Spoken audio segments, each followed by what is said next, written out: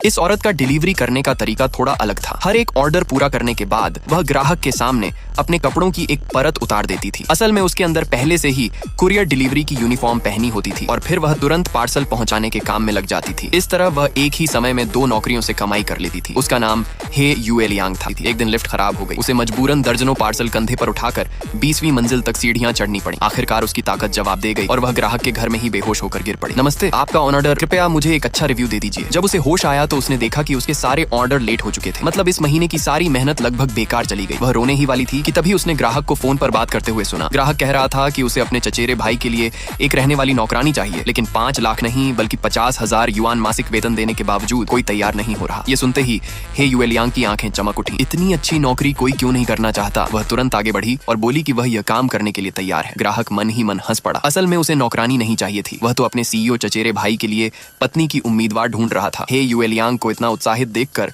उसने तुरंत उसे इंटरव्यू के लिए भेज दिया। इंटरव्यू वाली जगह पहुंचकर हे युएलियांग हैरान रह गई। वहां आई हुई सभी लड़कियां बेहद खूबसूरत थीं। सिर्फ वही साधारण कपड़ों में थीं और सबसे अलग दिखाई दे रही थी। क्या आजकल झू परिवार में नौकरानी बनने के लिए भी इतना सजना संवरना पड़ता है? लेकिन सीईओ को इन बनावटी और दिखावटी लड़कियों में कोई दिलचस्पी नहीं थी। कुछ ही देर में उसने सभी को बाहर निकाल दिया। अब हे युएलियांग की बारी आने वाली थी कि तभी सीईओ की नापसंद सौतेली माँ वहां आ पहुंची। सीईओ अपनी सौतेली माँ से बेहद नफरत करता था। अचानक उसके दिमाग में एक योजना आई। उसने हे युएलियांग से कहा, अगर तुम अभी इसी वक्त इस औरत को मेरे घर से बाहर निकाल दो तो मैं तुम्हें तुरंत नौकरी पर रख लूंगा। हे युएलियांग ने पूछा, मतलब आप चाहते हैं कि मैं इन्हें डांट कर भगा दूं? हाँ। इतना सुनते ही उसने बिना एक पल गंवाए अपने बैग से कीटनाशक स्प्रे निकाला और सौतेली माँ पर छिड़कना शुरू कर दिया। उसकी यह हरकत देखकर सब दंग रह गए, यहाँ तक कि सीईओ भी हैरान रह गया। उसने मन में सोचा, यह लड़की इतनी दबंग है, भविष्य में मेरी सौतेली माँ से निपटने के लिए बिल्कुल सही रहेगी। और उसी समय उसने घोषणा कर दी कि हे युएलियांग इंटरव्यू में पास हो गई है। इस ऊंची तनख्वाह वाली नौकरी को बचाने के लिए उसने पहले ही दिन से जी जान लगाकर काम शुरू कर दिया। घर के अंदर जितने भी काम थे